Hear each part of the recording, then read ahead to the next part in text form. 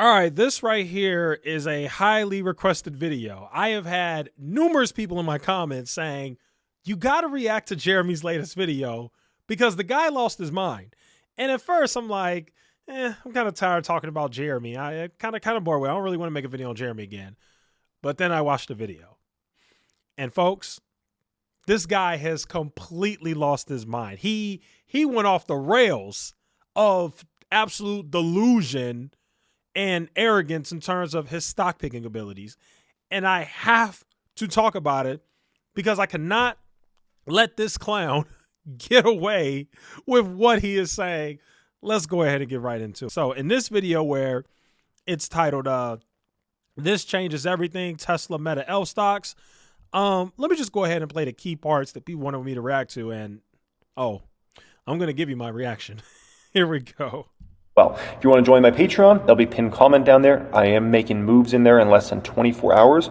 The popular tier is right there. Also consider that VIP tier. I'm telling you, that's got that ridiculous course in it. Become Master Stock Market, my #1 course ever. You know, people think I'll just join the cheapest one. Well, you know. So number one, he's already starting the video out terrible by pumping up his trash courses. Let's go look at this guy's courses. I haven't looked at this guy's courses in a while. Let's go check it out. Okay, Patreon. Let's see. I can't believe this guy has 2,000 members in his Patreon. That is crazy. So he has 2,942 members. Okay. He's got a $25 a month tier and he's got a $125 a month tier, which is unbelievable considering this guy knows absolutely nothing about stocks. And even beyond that, has one of the worst track records in the history of the stock market. Don't believe me? Don't worry. We'll go into that a little later. So you got his trash courses, which nobody should be buying, but unfortunately people are because he got 2,900 members. But here's the part that people really wanted me to react to. Let me go to it real quick. I mean, this man just started bragging about how great of an investor he is, and he just started saying crazy stuff that's just not true. So let's go ahead and react to that. Right? I'm not always going to be right, but the bottom line is I'm right very often. Very often. Am I going to be perfect? Absolutely not.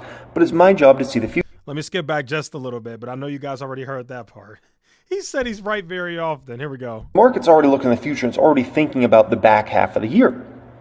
Great investors can see the future. This is why you make the big bucks, okay? And if I look at like myself, right? I'm not always going to be right. But the bottom line is I'm right very often. Very often. Am I going to be perfect? Absolutely not. But it's my job to see the future. It's my job to look at a meta stock years ago and be able to see that future, right? And do you know how delusional you have to be to come on here on YouTube and say, I am right very often? That is why I have the success that I have, when your track record is literally on the internet and on YouTube for everybody to see. So you're coming on here and you're just straight up lying. I mean, seriously, it's unbelievable how these guys get up here and lie and they think that nobody's going to call them out on their BS. Saying that you're always right is crazy. It's psychotic behavior because you've been wrong so much on so many things.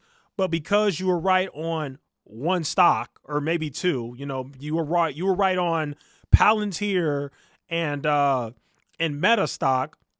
Now all of a sudden you think that, you know, you're always right. That's not true, folks. If you want to see what I believe to be a pretty good breakdown of Jeremy's financial history of how bad of an investor he is, check out this video right here. Jeremy Lefebvre, the world's worst investor. I made this video 11 months ago. I already broke down everything that happened. Case in point, I have a screenshot right here in the video where I got this from Jeremy's own channel. If you guys can see that, what does that say? In Voyager Digital stock, this guy lost 96% of his value and $255,000, but has the nerve to claim that he's always right. But wait, there's more. Let's just skip a little bit through the video. Here's another video that I screenshotted where he says I lost $3 million. Here's another part of the video. He had a contest against Graham Stephan, Meet Kevin, and Andre Jick, who none of them are great investors either, except for maybe Graham because he just buys the index. Jeremy was the only one who was negative. Graham, Kevin, and Andre were all positive when they did that contest sponsored by the Motley Fool on the Millennial Money YouTube channel. Jeremy was not only negative, his portfolio in the contest, his stock picks, were down 29%. Folks, there is no question about it. There is no debate. Jeremy is such a bad investor. If I had to choose between Jeremy and Andre Jick, who's literally going to put my money in crypto, I'd rather give my money to Andre Jick. I would rather give my money to the crypto guy to invest my money in crypto than I would with Jeremy. That is how bad Jeremy is. Now, obviously, you guys know I like Bitcoin, but I know Andre Jick likes a lot of other coins than Bitcoin. He likes a few other altcoins that he owns and stuff like that. So I do consider Andre to be pretty risky because he's not solely a Bitcoin guy. But my point is, I would rather Meet Kevin and Andre manage my money, as clownish as they are, than Jeremy, because Jeremy is just that bad. Let's scroll through more of the video and see more proof that I got, because I know I got it. Let's see what else I got. So you can see that there's VT. VT's down like 11%, and then all of Jeremy's stocks are down like tremendously. See, there it is right there. So VT index fund was only, when Jeremy and did this contest, and he compared his stocks to VT, which is an index fund, the VT index fund at this time of this video was only down 11%. And all of Jeremy's stocks, like Planet 13 was down 71%, Tattoo Chef 88%, Honest Company 51%, Smile Direct Club 77%, Corsair Gaming down 16%. So when you go on these crazy tangents and just start spewing lies, saying that you're always right and blah, blah, blah, it's not true. He's very rarely right about anything. Now sitting on $658,000 gain. It was my job to see Tesla. It's my job to see Amazon, to see Elf, to see Palantir. That's what my job is at the end of the day. Okay, and that's what, as a great investor, you do. And I have four silver play buttons in my house, right? Like, why have I had that much success on YouTube? I don't even edit my videos. The reason why you got that much success on YouTube is pure luck. You're not the only person who blew up, Jeremy. You don't even get the most views. I can name like 20 finance YouTubers that blew up during the pandemic. Keenan Grace, Stock Up with Larry Jones, Stock Mo, My Financial Friend, Yourself, Financial Education, Me, Kevin, Andre Jick. Graham Stephan's channel really exploded during the pandemic too. Bia Heza, Joseph Carlson. You know, the list goes on. There are a ton of finance channels that blew up during the pandemic. And if any of them were being honest, they would admit that a lot of it was luck. They happened to start making finance videos during a time where everybody had extra money that they got from the government from stimulus checks or extra unemployment money, whatever, and they plowed it all into stocks and they gambled in the stock market. And when they looked for who should I look to invest in, YouTube was the first place they went to, and you were blessed by the algorithm to be the first person that they saw when they typed in stocks on YouTube. And that is how all these people's followings grew. Case in point, none of these guys have reached the amount of views that they were getting during the pandemic. During the pandemic, all these channels were getting 100K views or more. Now, a lot of these channels, including Jeremy's, struggle to even get 40K views. Meanwhile, they got more than 500,000 subscribers. So don't pump your chest and start bragging and saying, oh, I barely edit my videos and I got this huge following. You got lucky. It's plain and simple. Most YouTubers who are honest in the finance space will admit, I got lucky. I timed it correctly. I started making videos during the biggest stock market bubble we've ever seen in our lives, and I benefited from that. It's that simple. I literally just take a picture of myself for the thumbnail and throw it up there. I'd spend less than 5 minutes on a thumbnail. I just put in such little effort to YouTube compared to like all these edits and cuts, and all these people have these prepared.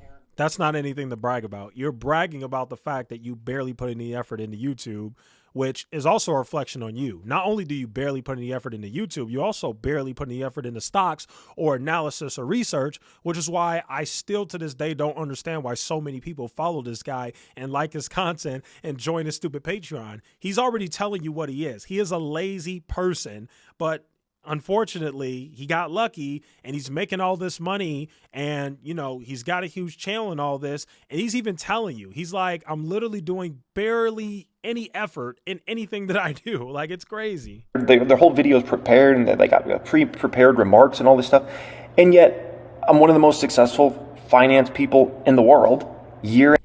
You're not one of the most successful finance people in the world. This guy's nuts. This guy's nuts. That is the craziest statement I ever heard. You're not even close to one of the most successful finance people in the world. There are so many people in business and finance and venture, you know, the venture capitalist world, angel investors, stock market investors, Wall Street guys. There are so many people who are way more popular than you. I'm going to need you to tone it down, dude. You and your little $2 million that you made off your little grifter courses on YouTube does not make you one of the most popular, famous, richest finance people ever. You need to stop that. You're also not even one of the most popular, richest, or best finance people on YouTube. I can name so many YouTubers who get way more views than you and, you know, either have less subscribers or maybe they have more subscribers than you, but they're way more successful than you. Jeremy Lefebvre, you have, let's just go look at his channel. You have, let's go type it in, financial education. Jeremy, you have 723,000 subscribers. Okay. Your videos on average get about 30 to 40K views a video. On average, yeah. Most of your videos have 35K views. So you get about 30 to 40K views on average. That is a significantly small percentage of your overall audience. Over 50% of your entire audience doesn't even watch your videos. Over 70% of your entire audience doesn't even watch your videos. You're not that successful. There's so many YouTubers that are doing better than you. Because I need to humble you real quick. Ever heard of Clear Value Tax? Way more views. Way more. Look at that. Way more views. Okay. Ever heard of Meet Kevin? Way more views. Way more. Ever heard of Caleb Hammer? Way more views. Way more views. Ever heard of Nisha? Way more views. Way more. Would you like me to keep going? Ever heard of the Maverick of Wall Street? Way more views. Way more. You need to humble yourself, sir. You are not even close to being one of the most successful, rich, famous, whatever you call it, people in finance, let alone even finance YouTube. You're not even a big dog in finance YouTube, to be completely honest with you. Yes, you have a lot of subscribers. You're still getting 30 views, 30K views. So people are still going to talk about you, but you are not at the top anymore. There are so many people who have, passed you. Okay? Year in and year out, I get the most views, I make the most money. Why is that? With the least effort in regards to my videos. The reason being is because people know I know the future. I'm not always going to be right, but I'm be right. No, that's not why. It's because there are a lot of gullible people in the finance industry. It's that simple. There are a lot of people who, I'm just going to be honest with you guys, they just ain't all that bright. If you've been following this guy for several years and you've seen his track record and you still follow this guy's stock picks, he ain't that bright. Something's wrong. I'm just going to be honest. Somebody has to say it. That's insanity. You continue to follow somebody who continues to pick bankrupt companies. Pretty insane. A whole lot more than I'm wrong. And so they tune in and year out to hear my opinions on stocks in the market in general, without all the fancy cuts and the fancy edits. And I make my videos super long. I'm not even like the most well optimized. Like if anything, you know, especially in this day and age, you're better with like. I love how the connection just started acting crazy because I think my computer kind of feels the same way that I do. Like, all right, bro, you're talking way too much. Like, it's getting annoying. But anyway, that'll conclude today's video. I just had to fully go in on this guy and tell it like it is. If you want to see a full breakdown of how terrible this guy is, just go watch my old videos on Jeremy Lefebvre. I have the receipts. I got the screenshots. I have it all to prove to you. This guy has lost a lot of money investing in stocks. This guy has lost millions of dollars investing in stocks. This guy has lost more money investing in stocks than he has made from investing in stocks. The reason why this guy has millions of dollars is because he makes it through YouTube ad revenue, YouTube sponsorships, course sales, and Patreon. If it weren't for that, this guy will be a broke loser right back at the gas station where he used to work at before he blew up on YouTube, and that will be this guy's life, okay? Thanks for watching.